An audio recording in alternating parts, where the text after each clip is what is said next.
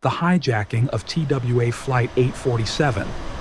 On 14 June 1985, Transworld Airlines TWA Flight 847 took off from Athens for Rome.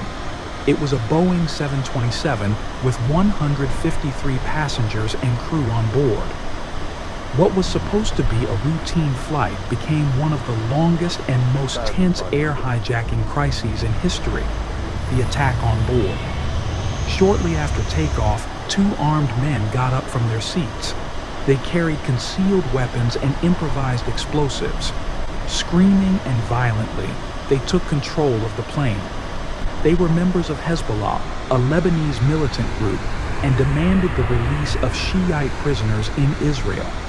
The hijackers forced the pilots to turn the tide toward Beirut, Lebanon. Air traffic control refused to allow landing, but the hijackers threatened to kill passengers if they did not. Faced with the threat, the airport allowed the plane to land, the first exchange.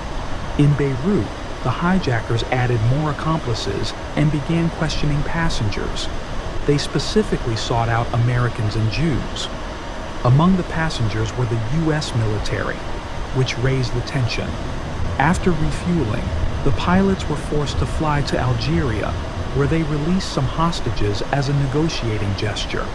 The plane then returned to Beirut, where the situation became even more violent.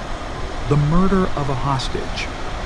One of the passengers, Robert Stetham, a U.S. Navy diver, was brutally beaten by the hijackers.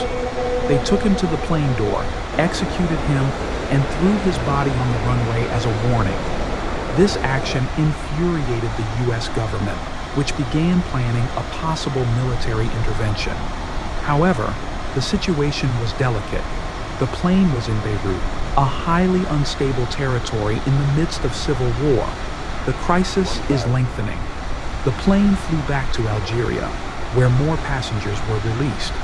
He then returned to Beirut for a third time, where the kidnappers began coordinating with extremist groups on the ground.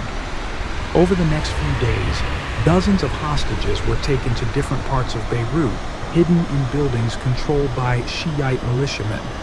This made any immediate rescue attempt difficult. Negotiations and release. After 17 days of